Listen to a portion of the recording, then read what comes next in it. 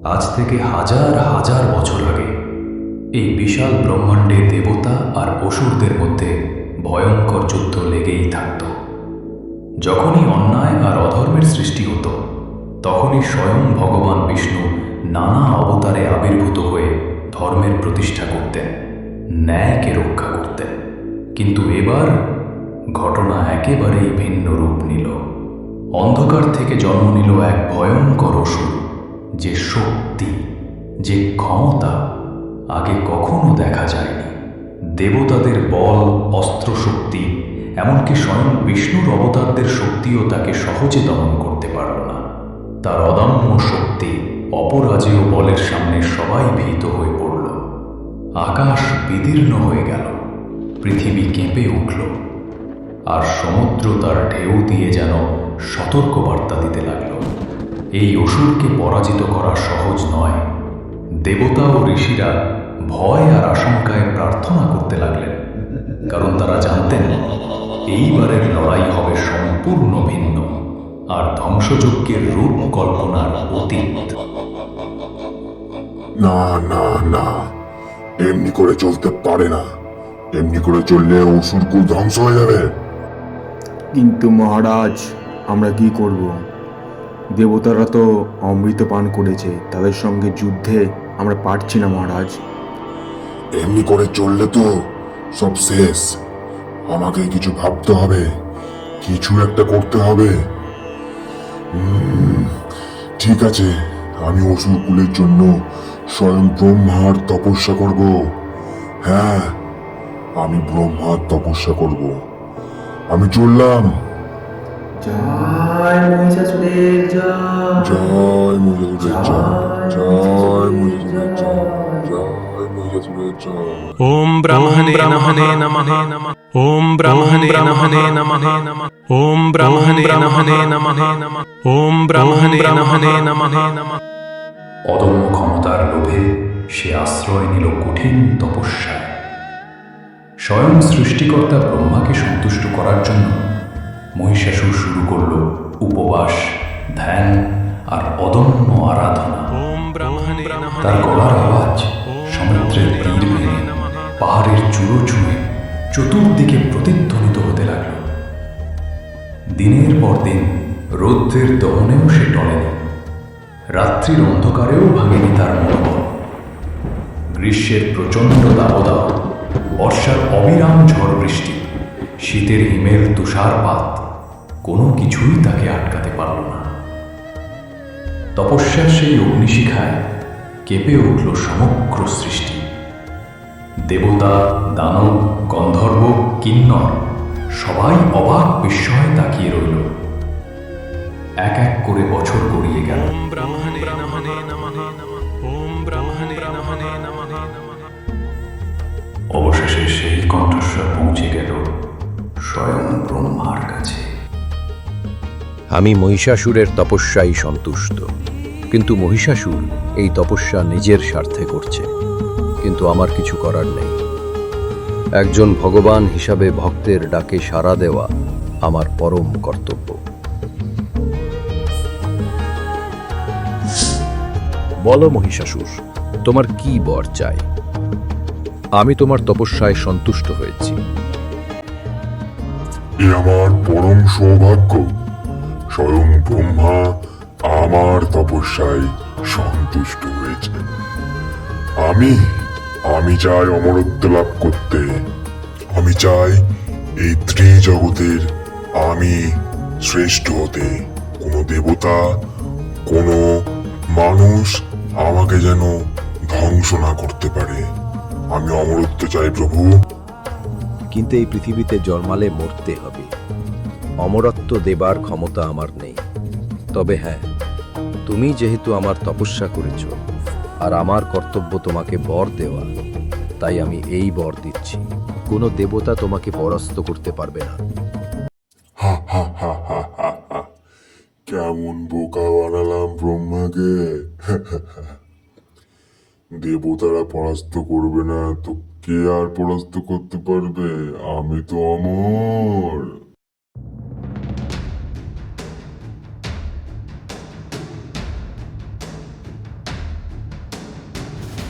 মহিষাসুরের দুই বিশ্বস্ত অসুর নিজেদের মধ্যে কথা বলছিল। তখনই মহিষাসুরের আগমন ঘটে। মহিষাসুরের হঠাৎ আগমন তাদের অবাক করে তোলে, তবে দুজনেই আপ্লুত হয়ে ওঠে তাদের মহারাজকে বহু বছর পর দেখে। হে মহারাজ, আপনি এসেছেন। আপনার দর্শন পেয়ে আমরা ধন্য।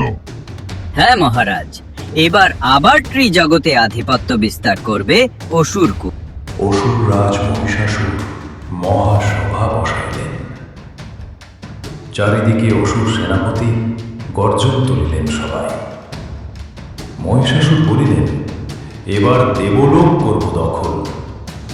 ত্রিভুবন জয় করাই তার একমাত্র সংকল্প। এক অসুর সেনাপতি উঠিয়া বলিল, মানুষকেও দেবতার পথ থেকে ফেরাতে হবে। মহিষাসুর অট্টহাস্যে ঘোষণা করিলেন, মানুষ আমার পূজা করবে, দেবতার নয়। অসুর দল শপথ করিল, জয় মহিষাসুর। আকাশ বাতাস কাঁপিল সেই অশুভ গর্জনে। মহিষাসুরের বাণীর মতোই শুরু হলো দেবালয়ে ভয়ঙ্কর আক্রমণ। চারিদিকে ধ্বংসের রক্তরূপী ঝড় বয়ে চলেছে। আকাশ বাতাস স্তব্ধ, পাতালও থমকে গেছে সেই তাণ্ডবে। অসুরদের অট্টহাস্যে কেঁপে উঠছে দিগন্ত। এক এক করে স্বর্গের নানা প্রান্ত দখল করছে অসুর বাহিনী। দেবগণ ভয়ে ও আতঙ্কে ছুটে বেড়াচ্ছেন চতুর্দিকে। ইন্দ্রের সিংহাসন কেঁপে উঠছে অসুরদের পদধ্বনিতে। স্বর্গ থেকে দেবলোকের জ্যোতি মিলিয়ে যাচ্ছে ধীরে ধীরে। ত্রিভুবন জয়ের পথে এগোচ্ছে মহিষাসুরের সেনাদল। অশুভ ছায়া ঢেকে ফেলছে সৃষ্টির আকাশমণ্ডল। স্বর্গলোকে দেবতারা একত্রিত হয়েছেন। ইন্দ্রদেব স্বয়ং উপস্থিত। সঙ্গে বসে আছেন অগ্নি, বায়ু, বরুণ, যম ও অন্যান্য দেবগণ। মহাজাগতিক বিষয়ে তারা গুরুগম্ভীর আলোচনায় মগ্ন। কিভাবে অসুর শক্তির বারবারন্তকে রোধ করা যায়, দেবলোক ও মানবলোকে শান্তি ফিরিয়ে আনা যায়। চারিদিকে নীরবতা, শুধু মন্ত্রপাঠের মতো দেবীয় সুর ভেসে আসছে। সেই সময় হঠাৎই এক প্রহরী দেবসেনা দ্রুত পদে প্রবেশ করে। তার মুখ উদ্বিগ্ন, চোখে অশনি সংকেতের আভা। সে দেব সমাবেশের সামনে দাঁড়িয়ে কাপা গলায় উচ্চারণ করল, প্রভু, বিপদ, মহাবিপদ। মহিষাসুর তার অগণিত অসুর সেনা নিয়ে আক্রমণ শুরু করেছে। দেবলোকের প্রান্ত প্রদেশ ইতিমধ্যেই দখল হয়ে যাচ্ছে। আকাশ কেঁপে উঠছে, পৃথিবীর ঊর্ধ্বশ্বাস। চারিদিক অন্ধকারে ঢেকে যাচ্ছে। না না, এমনি করে চলতে পারে না। এবার কিছু করতেই হবে আমাদের।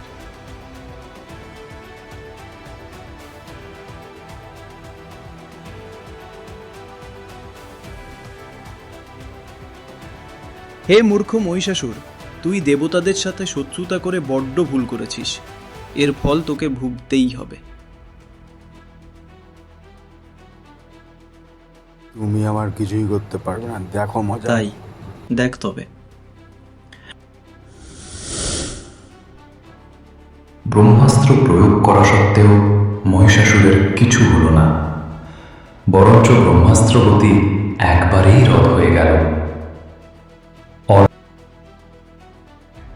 দেখলি তো ইন্দ্রদেব, কিছু করতে পারলি না তুই। এবার দেখ আমি কি করি তোর। আজকে তোকে আমি শেষ করে দেব, দেখ তবে।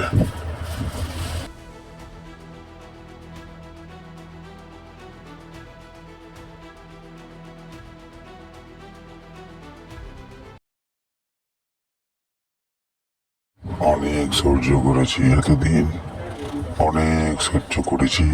আর নয়, এবার দেবতাদের যুগ শেষ। এবার শুরু হবে অসুরদের যুগ। দেখ, সব শেষ হয়ে যাবে এবার। স্বয়ং ইন্দ্র উপস্থিত হলে নন্দ বললেন, হে মহিষাসুর, তুমি তোমার সীমা অতিক্রম করছো। এর ফল তোমাকে ভুগতে হবে। অধ্যত্ত কি দেখলি, এবার তো দেখবি আমার পায়ে পড়তে হবে রে ইন্দ্র। কিন্তু মহিষাসুর কোনো কথা না শুনে ইন্দ্রদেবের দিকে আক্রমণাত্মকভাবে এগিয়ে যায়। তবে ইন্দ্র সেখান থেকে চলে যায়। এরপর ইন্দ্র উপস্থিত হন দেবগুরুর কাছে।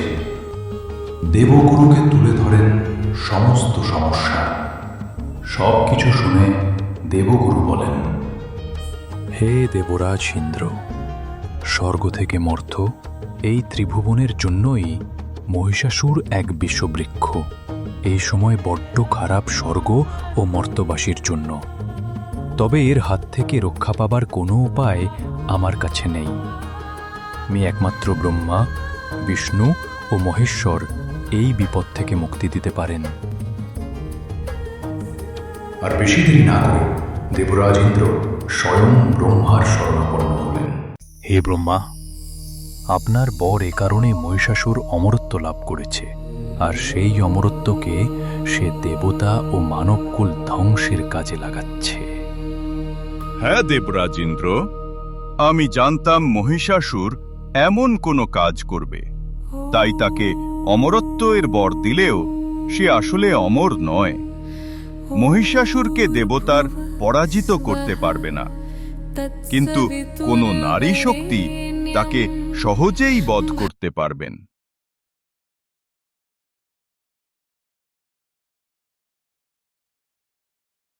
এরপর একে একে ব্রহ্মা ও নারদ মিলে বিষ্ণু ও মহাদেবের কাছে গিয়ে সেই নারী শক্তি তৈরি করবার প্রস্তাব জানাতে থাকে। হে প্রভু, মানবকুল বিপদে আছে। দেখুন কিভাবে অত্যাচার করছে অসুরেরা।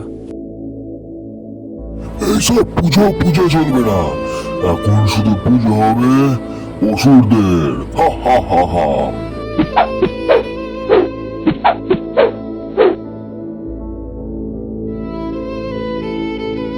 বাঁচাও, বাঁচাও, বাঁচাও, বাঁচাও আমাদের প্রভু।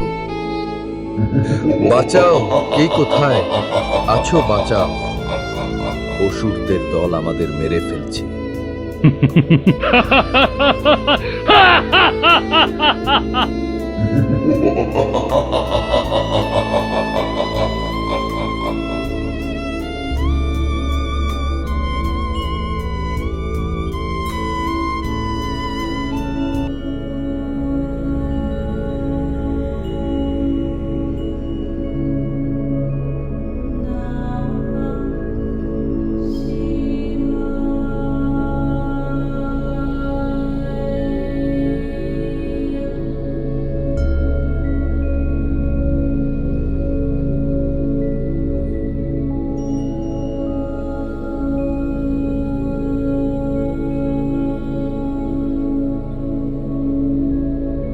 চারিদিকে নিস্তব্ধতা।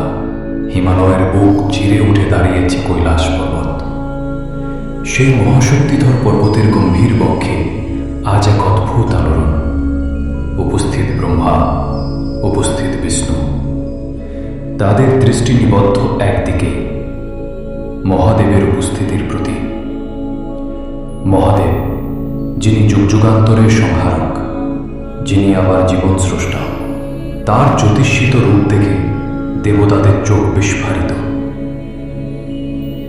আর তখনই নারী শক্তি, মহামায়ার আবির্ভাব, সৃষ্টির আদিম রূপ, শক্তির চরম প্রকাশ। মহামায়া যেন আলো আর অন্ধকারের মেলবন্ধন হয়ে ফুটে উঠলেন মহাদেবের উপস্থিতিতে। ব্রহ্মা ও বিষ্ণু বিস্মিত দৃষ্টিতে তাকিয়ে রইলেন। সৃষ্টি আর সংহার, দুই শক্তি মিলেমিশে গড়ে তুলল মহাশক্তির প্রকাশ। মহামায়া তখন সৃষ্টির পরিকল্পনা শুরু করলেন, যেন মহাকাব্যের এক নতুন অধ্যায় রচিত হতে চলেছে।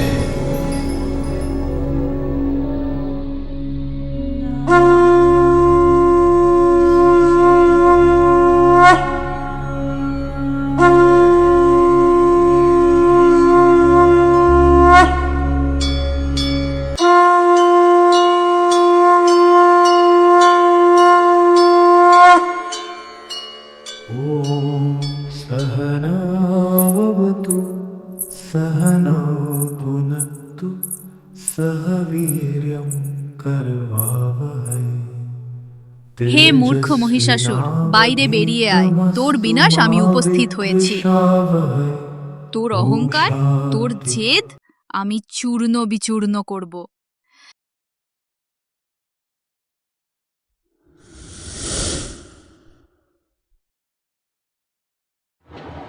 কি হলো? কি হলো? কে কে এলো বাইরে? আমাকে কে ভয় দেখাচ্ছে?